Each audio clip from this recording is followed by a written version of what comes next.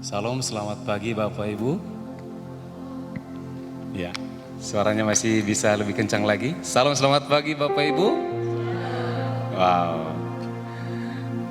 Ya, masih pada sehat semuanya? Masih luar biasa? Haleluya. Ya, patut kita bersyukur pada pagi hari ini karena kita masih boleh sehat ya Bapak Ibu ya. Kita masih boleh menghirup udara segar. Kalau kita mau jalan-jalan ke rumah sakit tuh masih banyak yang sakit. Kita masih boleh beribadah bahkan dengan tatap muka. Banyak juga gereja-gereja yang lain belum bisa bertatap muka. Dan juga bisa melalui ibadah online kita pada pagi hari ini. Nah Bapak Ibu, kita tentunya tahu bahwa kita inilah jemaat GBI Kebon Jati Api Kemuliaan. Artinya kenapa api kemuliaannya? Karena memang pujian penyembahan kita ini dikenal dengan sangat berapi-api, berkobar-kobar. Nah mari kita pertahankan ini dan kita galakkan kembali ketika kita memuji menyembah Tuhan. Kita datang dengan segenap hati kita, dengan segala kerendahan hati, segala rasa haus dan lapar. Kita boleh bersorak-sorak buat Tuhan kita. Kiranya pujian penyembahan kita boleh menjadi sebuah dupa yang harum buat Tuhan kita. Amin. Amin. Mari saya undang setiap kita untuk boleh bangkit berdiri. Kita sama-sama tundukkan kepala dan kita berdoa. Segala pujian, hormat, syukur hanya bagi-Mu saja ya Tuhan.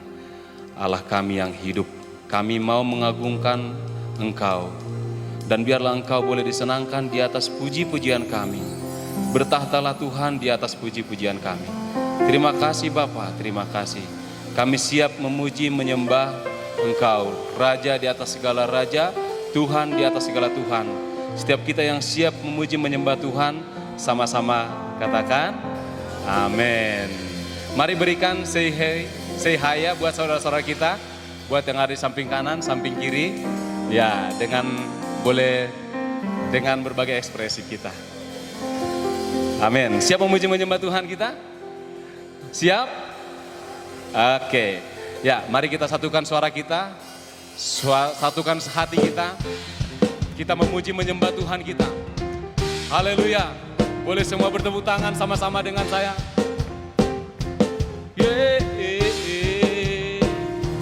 Go.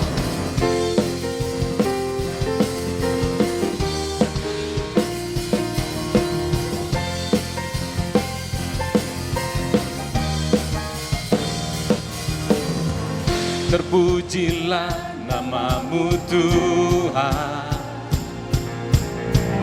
kuat dan penuh kemuliaan. Amin Tuhan. Satu suara kami nyatakan, kebesaran-Mu tetap selamanya. Katakan terpujilah. Terpujilah nama-Mu Tuhan. Kau ajaib, ajaib dan penuh keagungan.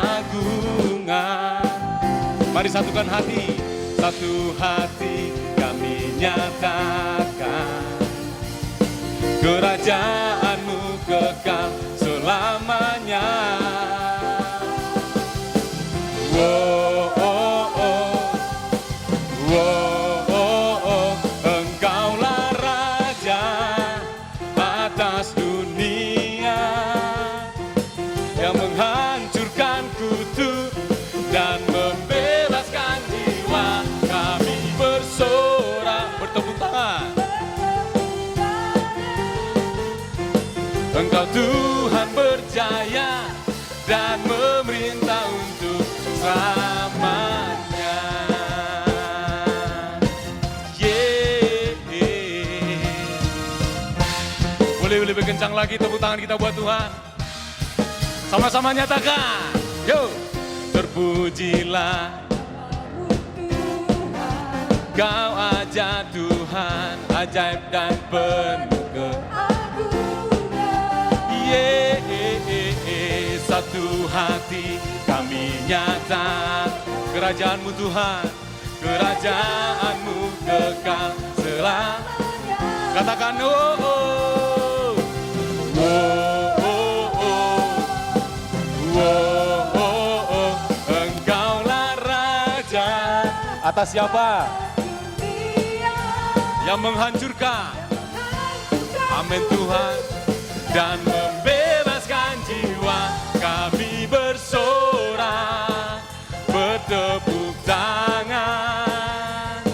Engkau Tuhan berjaya dan memerintah untuk Engkaulah Raja. Biarkan jemaat saja. Boleh lebih keras lagi buat Tuhan. Dan membebaskan jiwa, Engkaulah Raja atas dunia yang menghancurkan kutuk.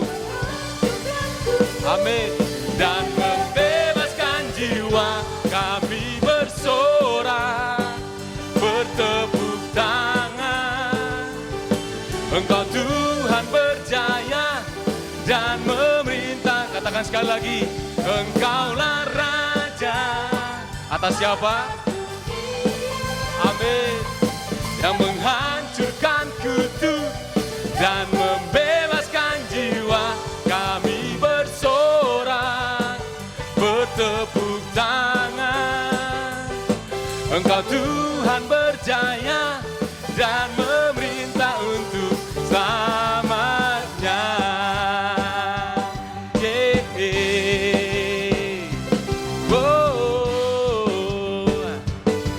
Haleluya. Wow. Ya. Di awal tadi sudah saya katakan bahwa kita harus berapi-api karena kita adalah jemaat api kemuliaannya. Kira-kira kalau yang seperti gaya kita yang tadi sudah berapi-api belum? Sudah atau belum ya? Sudah sih, tetapi saya percaya kita bisa lebih dahsyat lagi daripada itu. Bisa memberikan yang lebih berapi-api lagi? Boleh kita nyanyikan rapnya lagi ya? Engkau Tuhan, amin. Wow. Engkaulah Raja atas apa? Wow. Kalahkan yang menghancurkan dan membebaskan jiwa, kami bersorak, bertepuk tangan. Amin Tuhan. Engkau disenangkan lewat pujian penyembahan kami ini. Oh, katakan sekali lagi, lebih besar lagi, loncat buat Tuhan. Engkaulah Raja atas dunia yang menghancurkan kutuk dan membebaskan. Kami bersorak, bertepuk tangan. Engkau Tuhan berjaya dan memerintah untuk selamanya.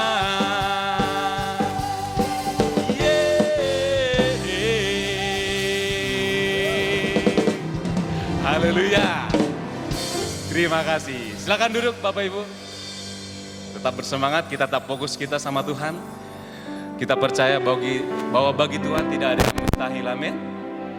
Apapun kondisi kita saat ini, yang perlu kita lakukan adalah bagian kita tetap yakin dan percaya bahwa Tuhan akan senantiasa menolong, menyertai setiap kita.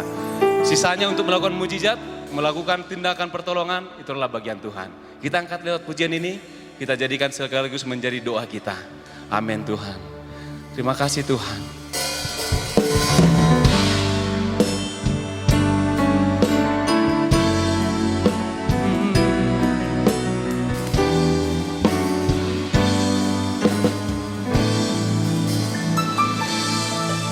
Yakin saat kau berfirman, ku menang saat kau bertindak.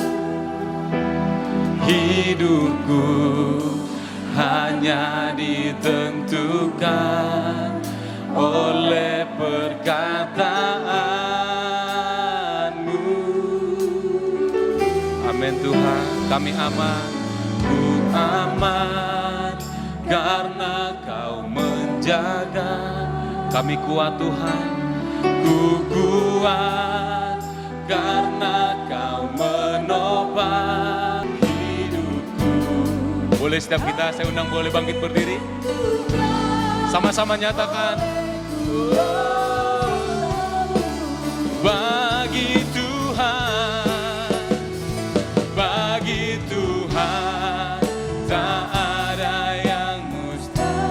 Tuhan tak ada yang tak mungkin. Amin Tuhan.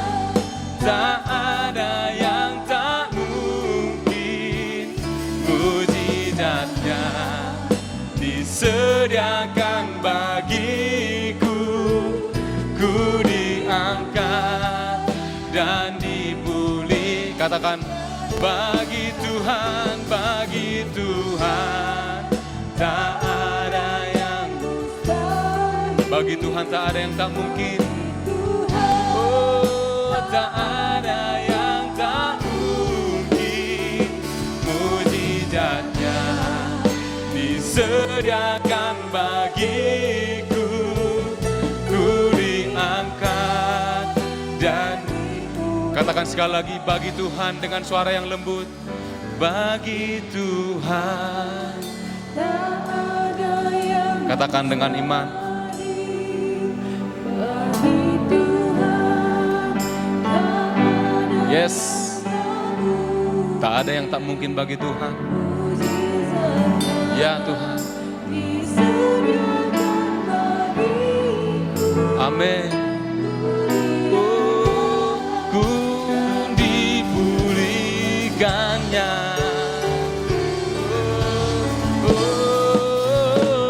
Bagi Tuhan tak ada yang mustahil. Bagi Tuhan, oh, tak ada yang tak mungkin, mujizatnya disediakan bagiku. Ku diangkat. Katakan sekali lagi, hanya bagi Tuhan. Oh, bagi Tuhan tak ada yang. Katakan, bagi Tuhan tak ada yang tak mungkin. Amin Tuhan. Kami imani ini Tuhan. Oh, mujizatnya disediakan bagiku. Ku diangkat dan katakan, mujizatnya disediakan bagiku. Ku diangkat. Katakan sekali lagi, mujizatnya disediakan bagi setiap kita. Mujizatnya disediakan bagiku. Ku diangkat dan dipulihkannya.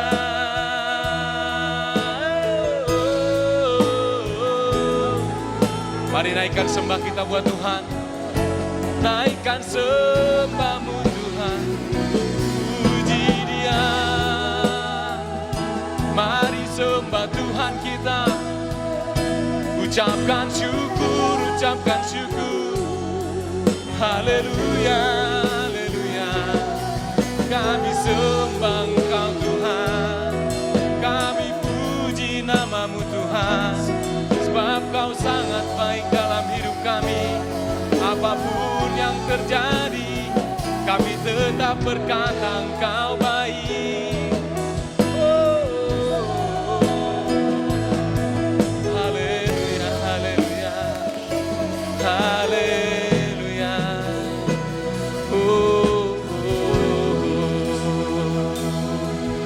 Imani bahwa Tuhan kita adalah tetap Tuhan yang baik. Tuhan yang tak pernah meninggalkan setiap kita, apapun situasi kondisi kita saat ini, bahwa mujizat Tuhan sampai dengan detik ini akan senantiasa ada. Percaya dan imani hal itu. Terima kasih Tuhan, terima kasih Tuhan. Amin Tuhan. Katakan sekali lagi, bagi Tuhan tak ada yang mustahil. Oh, bagi Tuhan tak ada yang mustahil. Ya, lebih keras lagi. Amin Tuhan. Ya Tuhan.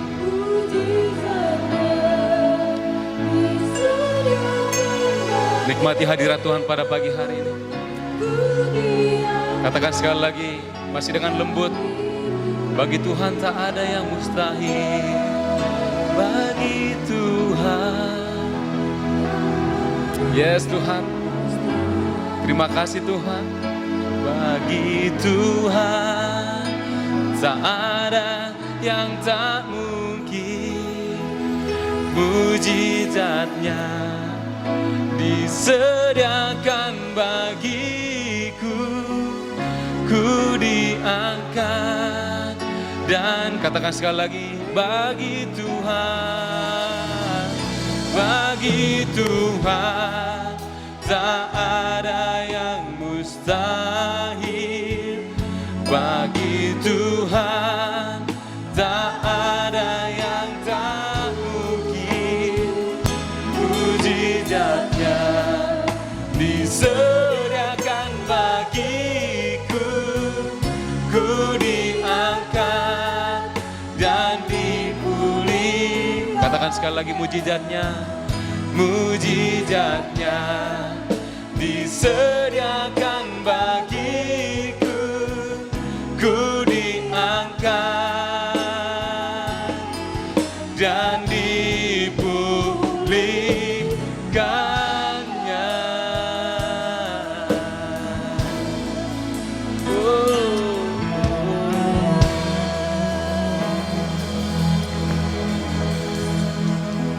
Terima kasih Tuhan buat kesempatan pagi hari ini Tuhan. Kami masih diberi kesempatan untuk beribadah bersama-sama. Sungguh ini anugerah yang luar biasa bagi kami. Terima kasih buat kesehatan yang Kau berikan bagi kami. Terima kasih buat pemeliharaan-Mu sepanjang hidup kami. Sungguh kami mengucap syukur Tuhan, karena kami mempunyai Allah yang luar biasa. Kami bersyukur karena Engkau Allah yang baik dan teramat baik buat kehidupan kami. Terima kasih Bapa. Kalau sebentar kami akan mendengarkan sebagian daripada firman-Mu, biarlah Engkau yang berbicara melalui jemaat-Mu Tuhan. Apa yang ingin Kau sampaikan, biarlah firman yang disampaikan boleh mengajar kami, mendidik kami, menegur kami untuk kami boleh hidup semakin sempurna di hadapan Engkau. Terima kasih Bapa, kami siap untuk mendengarkan firman-Mu di dalam nama Tuhan Yesus. Amin. Ibadah ya, masih gereja-gereja lain masih banyak yang belum beribadah ya. Pagi ini tema yang akan saya sampaikan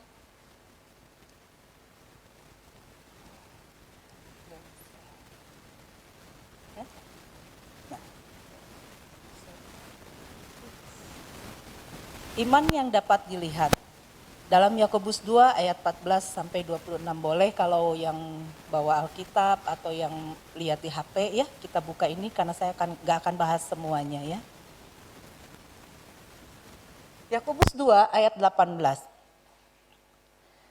Tetapi mungkin ada orang berkata, padamu ada iman dan padaku ada perbuatan. Aku akan menjawab dia, tunjukkanlah kepadaku imanmu itu tanpa perbuatan, dan aku akan menunjukkan kepadamu imanku dari perbuatan-perbuatanku. Ya. Banyak orang merasa bahwa dia sudah beriman kepada Tuhan, tapi imannya dia gak bisa dirasakan oleh orang lain, ya, gak bisa dilihat oleh orang lain. Ya. Hamba Tuhan seringkali berkata, kita sebagai orang-orang Kristen, pengikut-pengikut Kristus, kita adalah Injil yang terbuka. Artinya setiap apa yang kita lakukan, orang akan melihat perbedaan. Anak-anak Tuhan dengan orang yang gak percaya, itu harus ada perbedaan. Karena kita adalah Injil yang terbuka. Kalau kita bertemu dengan orang, kita terus jejelin dia dengan firman, saya yakin orang itu akan menolak kita dan gak akan mau deket dengan kita. Tapi kalau orang itu lihat perbuatan kita, ya, dan perbuatan itu memuliakan Tuhan, pasti orang itu pengen deket sama kita. Betul ya? Jadi iman yang bisa dilihat, itu yang harus kita lakukan. Sekarang kita belajari ya. Bagaimana iman yang benar menurut Yakobus 2 tadi ya. Kalau kita lihat di ayat 17, saya nggak pakai Alkitab karena kecil tulisannya, jadi saya print aja ya. Di Yakobus 2 ayat 17, demikian juga halnya dengan iman. Jika iman itu tidak disertai perbuatan, maka iman itu pada hakikatnya adalah mati. Di ayat 26, sebab seperti tubuh tanpa roh adalah mati, demikian jugalah iman tanpa perbuatan-perbuatan adalah mati. Jadi iman yang benar adalah iman yang hidup. Ya. Iman yang hidup, iman yang selaras dengan perbuatan. Ya. Lalu di ayat 22 dikatakan, kamu lihat bahwa iman bekerja sama dengan perbuatan-perbuatan dan oleh perbuatan-perbuatan itu iman menjadi sempurna. Jadi iman yang benar adalah iman yang sempurna. Ya, yaitu iman yang harus dilakukan dan bisa dilihat oleh orang. Lalu sekarang bagaimana nih iman yang bisa dilihat itu? Ya. Di dalam Yakobus 2 ayat 25. Barang siapa meneliti hukum yang sempurna, yaitu hukum yang memerdekakan orang, dan ia bertekun di dalamnya, jadi bukan hanya mendengar untuk melupakan, tetapi sungguh-sungguh melakukannya, ia akan berbahagia oleh perbuatannya. Ya.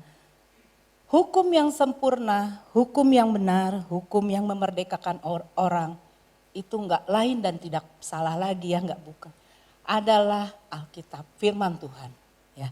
Jadi iman yang dapat dilihat yaitu dengan kita melakukan firman. Ya. Bagaimana orang bisa melihat, oh kamu ini orang percaya kalau dia enggak melihat perbuatan kita. Ya. Firman Tuhan, Alkitab itu adalah manual buku petunjuk kehidupan bagi orang-orang percaya. Kalau kita beli barang-barang elektronik ya, kita pasti mendapatkan manual book ya, buku panduannya ya. Di dalamnya berisi bagaimana cara mengoperasikan barang itu, bagaimana cara kerja dari barang itu. Mungkin bagian-bagian dari spare part-nya juga ada, supaya nanti kalau sampai ada yang rusak atau ada yang nggak benar jalannya, itu teknisi bisa memperbaiki. Ya, sama, Alkitab juga seperti itu. Firman Tuhan itu adalah buku panduan, buku manual bagi kehidupan kita. Kalau kita enggak berjalan sesuai dengan buku manualnya, sesuai dengan firman Tuhan, kita akan ngaco. Ya, kadang-kadang jalannya jadi enggak benar atau rusak bahkan ya. Seperti itu kan kalau barang-barang elektronik ya. Nah, bagaimana kita melakukan firman? Isi atau inti daripada Alkitab itu hanya satu, yaitu kasih. Ya. Jadi kalau kita mau melakukan firman, kita pengen iman kita bisa dilihat, itu hanya dengan melakukan kasih. Ya. Hukum Taurat, Tuhan Yesus sudah gantikan dengan hukum kasih. Kasihilah Tuhan Allahmu dengan segenap hatimu, segenap akal budimu ya. Nah, lalu kasihilah sesamamu manusia seperti dirimu sendiri. Karena kita pasti sangat mengasihi diri sendiri. Ya, itu yang harus kita lakukan kepada sesama kita. Ya. Hukum Taurat Tuhan Yesus gantikan dengan hukum kasih melalui apa? Melalui penyaliban Tuhan Yesus. Tuhan Yesus sudah memberikan kepada kita teladan bahwa dia berbuat kasih dengan apa? Mengorbankan nyawanya. Ya, kita baca di Yohanes 13 ayat 34 sampai 35. Aku memberikan perintah baru kepadamu, yaitu supaya kamu saling mengasihi sama seperti aku telah mengasihi kamu, demikian juga kamu saling mengasihi. Dengan demikian semua orang akan tahu bahwa kamu adalah murid-muridku, yaitu jikalau kamu saling mengasihi. Ya. Perintah, Tuhan katakan perintah baru. Perintah ini Tuhan katakan, Tuhan sampaikan kepada murid-muridnya di saat-saat terakhir sebelum dia disalibkan. Jadi di saat-saat terakhir pelayanannya Tuhan Yesus memberikan perintah baru. Karena sebelumnya ada perintah Tuhan yaitu apa? Amanat agung. Ya. Nah ini perintah yang baru. Saling mengasihi karena Tuhan Yesus sudah memberikan teladan. Dia sudah mengasihi kita terlebih dahulu. Ya. Supaya apa? Supaya orang tahu bahwa kita adalah murid-muridnya. Ya. Di dalam kehidupan kita, tadi sudah dikatakan kita adalah Injil yang terbuka. Orang harus tahu, kita harus hidup sesuai dengan apa yang Tuhan perintahkan. Kita harus hidup bisa dilihat oleh orang. Orang melihat, oh ada karakter-karakter Kristus hidup di dalam kita. Ada sifat-sifat Kristus yang hidup di dalam kita. Ya. Nah, seperti ini. Coba kita lanjut. Di dalam Matius 25 ayat 40. Dan raja itu akan menjawab mereka, aku berkata kepadamu, sesungguhnya segala sesuatu yang kamu lakukan untuk salah seorang dari saudaraku yang paling hina ini, kamu telah melakukannya untuk aku. Kalau kita bawa Alkitab boleh dilihat, Matius 25 itu judulnya atau perikopnya itu penghakiman terakhir. Ya, Tuhan pisahkan pada saat dia datang di kali kedua, Tuhan pisahkan kambing domba. Ya. Nah, apa yang Tuhan katakan? Ketika aku lapar, engkau memberi aku makan. Ya, udah pada tahu lah ya. Ketika aku lapar, engkau memberi aku makan. Ketika haus, engkau memberi aku minum. Ketika aku telanjang, engkau memberi aku pakaian. Ketika aku seorang asing, kamu memberikan tumpangan. Ketika aku di penjara, engkau menjenguk aku. Ketika aku sakit, engkau melawat aku. Itu yang Tuhan katakan. Artinya apa? Kalau kita nggak berbuat baik, kita masuk kemana? Ya, karena Tuhan pisahkan. Ya, bukan karena iman aja kita. Karena iman tanpa perbuatan itu tadi dikatakan mati, sia-sia. Ya. Di dalam kita melakukan kasih, apa yang kita butuhkan? Kasih itu butuh pengorbanan. Ya. Kalau pelayan-pelayan yang biasa untuk melayani, itu pasti udah gak heran lah dengan namanya pengorbanan. Ya.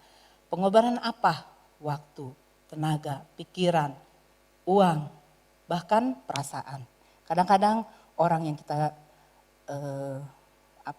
bantu atau orang yang kita beri itu kadang-kadang dia gak terlalu berterima kasih. Gak apa-apa. Karena memang tujuan kita bukan, kita mengasihi dia bukan karena kita harus mendapatkan balasan dari dia. Atau dia menjadi pengikut, jadi budak kita, bukan. Kita mengasihi dia karena betul-betul kita kasih sama dia. Dan kita mau menunjukkan bahwa Allah itu kasih. Ya. Di dalam 1 Petrus 2 ayat 20 sampai 21.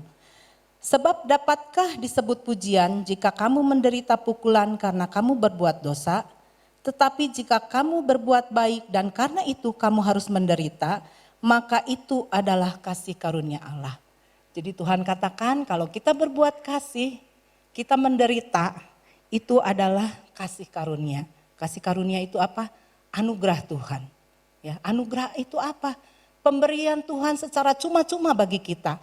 Yaitu apa? Kita diberikan kekuatan untuk melakukannya. Ya, di ayat 21, ini gak enak banget ya. Di ayat 21, sebab itulah kamu dipanggil karena Kristus pun telah menderita untuk kamu dan telah meninggalkan teladan bagimu supaya mengikuti jejaknya. Ya. Sini Tuhan sudah memberikan teladan bagi kita ya, bahwa dia sudah menderita di kayu salib karena begitu besar kasih Allah akan dunia ini. Ya. Oh, baru keluar. Kasih tanpa mau berkorban adalah kasih yang semu. Lalu apalagi dalam kita melakukan kasih? Ya. Kita butuh pengampunan. Kita mengasihi orang, kita butuh pengampunan. Bohonglah kalau kita misalnya nggak bisa mengampuni, terus kita bilang saya mengasihi kamu. Ya.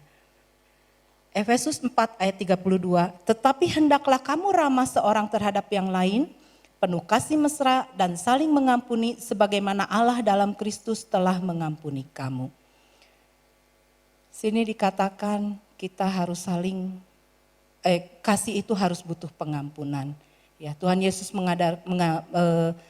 mengajarkan kita, ada firman yang berkata, kasihilah musuhmu, doakanlah orang yang menyakiti kamu, gitu ya. Bahkan ada yang lebih ekstrim lagi, kalau kita ditampar pipi kanan, suruh dikasih pipi kiri. Ya, kalau anak saya bilang, itu mah bodoh katanya, masa udah dikasih di sakit pipi kanan masih nasi dikasih ke pipi kiri.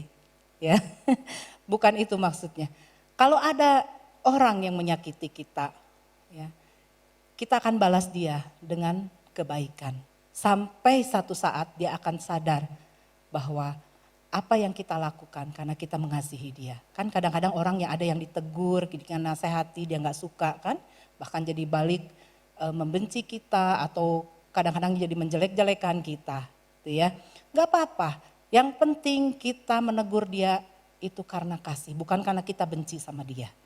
Ya, kasih itu berbuat. Yang terakhir, kasih tanpa pengampunan adalah kasih yang pura-pura. Yang ketiga, kasih itu perbuatan. Ya. Di 1 Yohanes 3 ayat 18, anak-anakku, marilah kita mengasihi bukan dengan perkataan atau dengan lidah, tapi dengan perbuatan dan dalam kebenaran. Ya. Ini kalau perempuan-perempuan, ibu-ibu nih paling suka kalau digombalin sama pasangannya ya. Dibilang I love you, aku mengasihi kamu ya. Tapi ternyata banyak suami yang dia betul tiap hari sebentar-sebentar malah panggilnya juga yayang-yayang ya. Tapi dia tetap selingkuh. Ya. Jadi kasih itu bukan dari perkataan, tetapi kasih itu perbuatan. Kita nggak perlu terlalu banyak bilang mengobrol, I love you, saya mengasihi kamu. Nggak perlu terlalu mengobrol gitu. Orang akan lihat dia betul-betul mengasihi kita hanya dari perbuatan. Ya. Jadi kasih tanpa perbuatan adalah kasih yang pura-pura. Ya. Lalu kita lanjut lagi.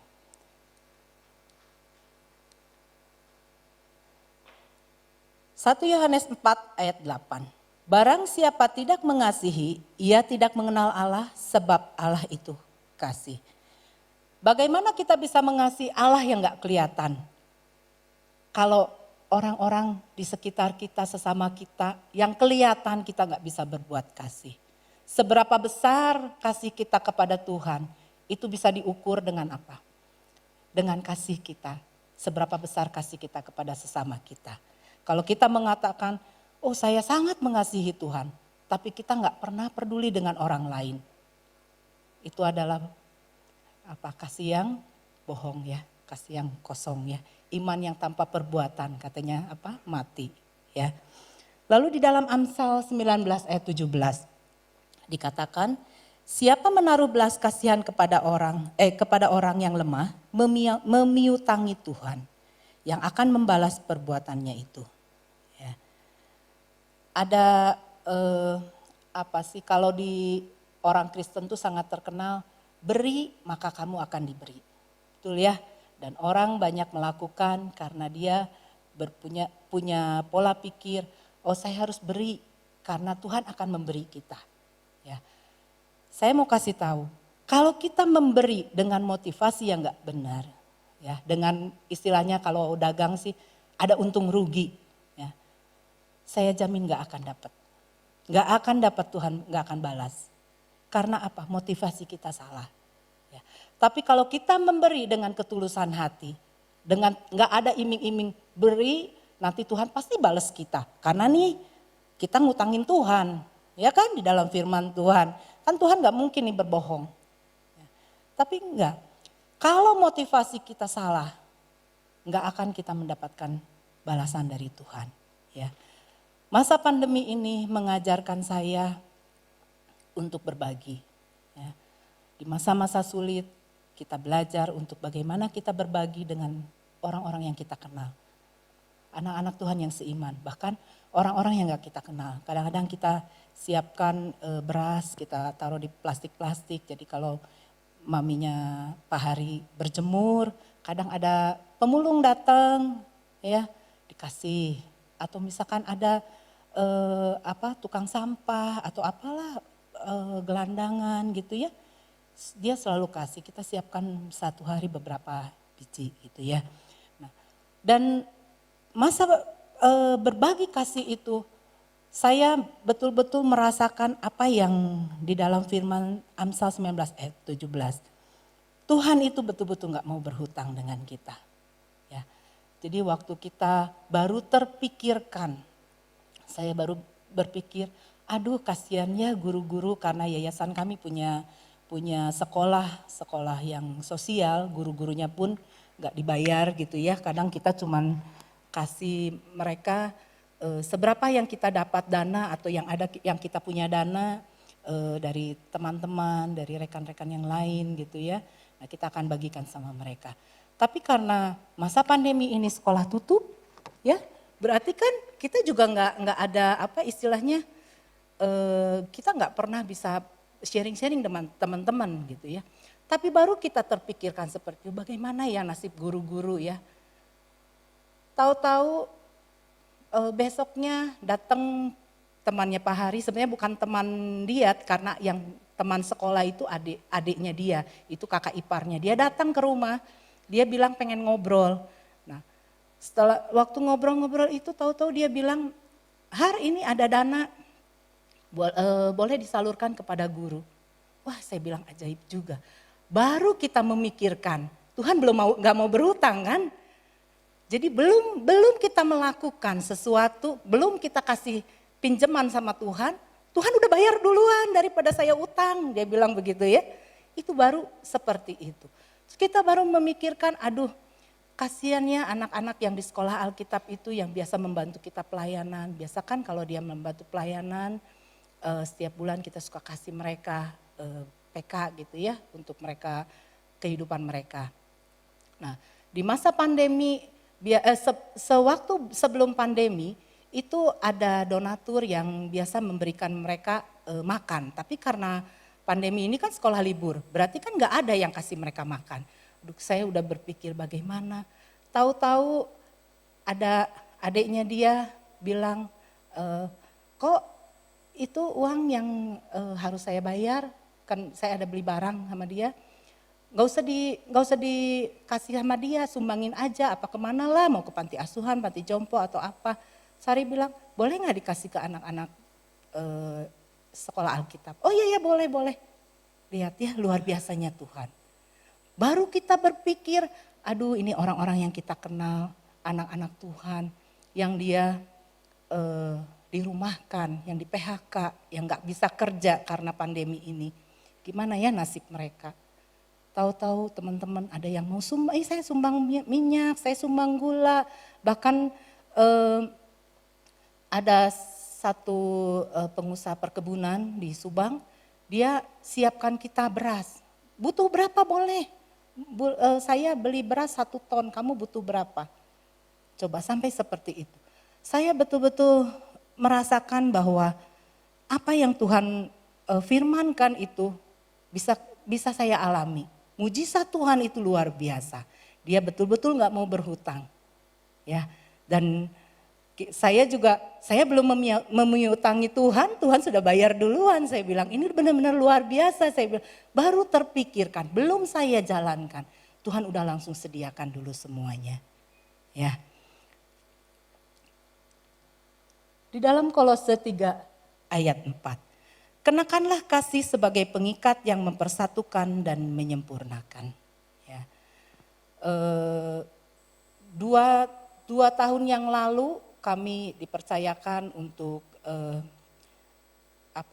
membina rohani dari sebuah perusahaan perkebunan di Subang, membina anak-anak yang dari NTT.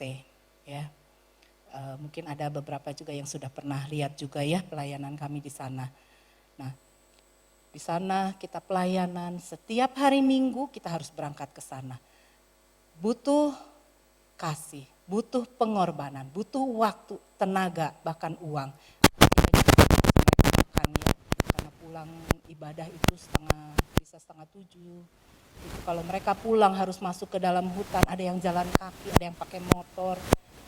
Kalau ada mobil perusahaan, mobil off-road ya, itu bisa kita pakai untuk mengantar, ada orang yang bisa setir, dia antar sampai ke tempat mereka masing-masing jauh masuk ke dalam hutan.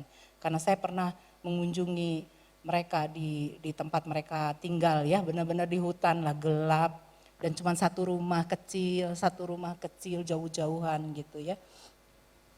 1,5 tahun kami melayani mereka di sana ya. Setiap pulang dari gereja kita hanya pulang untuk makan, kita siap-siap, kadang saya harus masak dulu, terus jam 2 dan paling lambat jam 3 kita harus sudah berangkat. Karena perjalanannya jauh kan, masuk ke dalam perkebunan itu lumayan ya.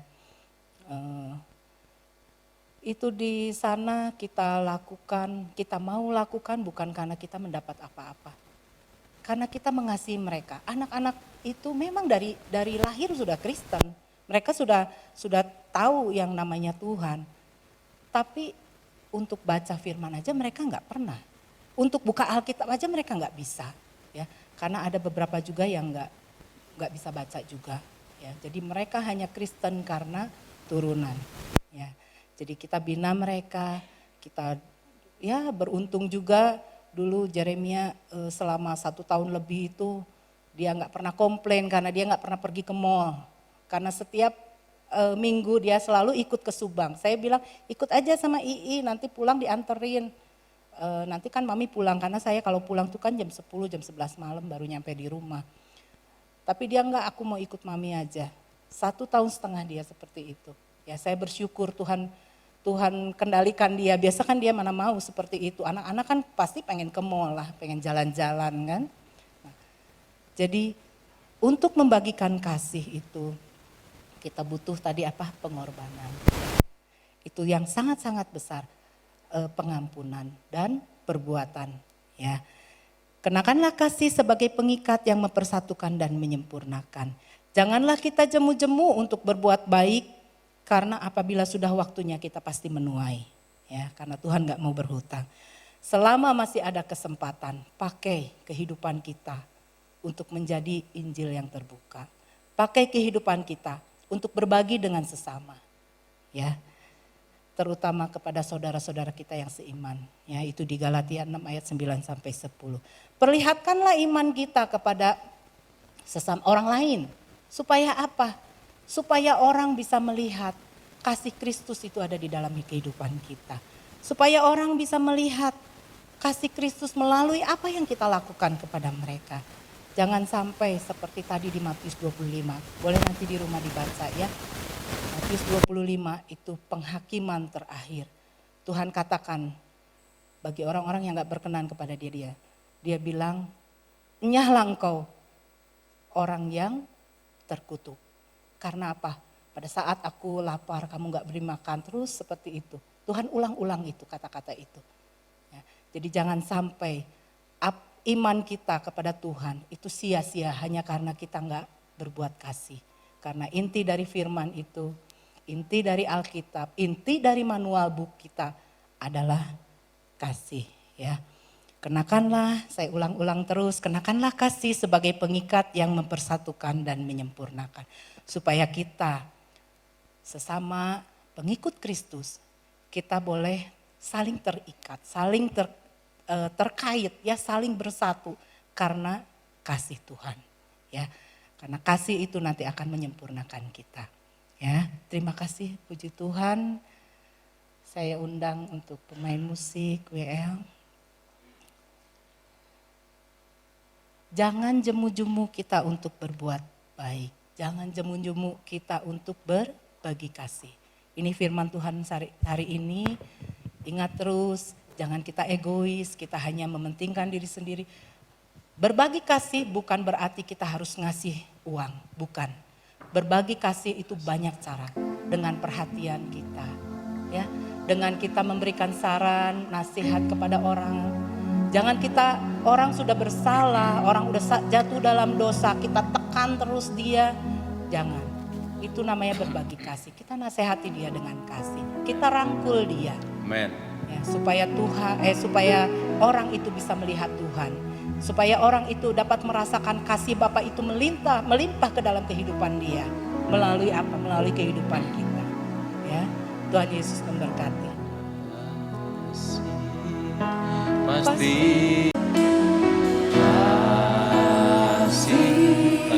memaafkan. memaafkan. Kasih pasti murah hati, kasih-Mu, kasih-Mu. Sekali lagi katakan, kasih pasti lemah lembut. Kasih pasti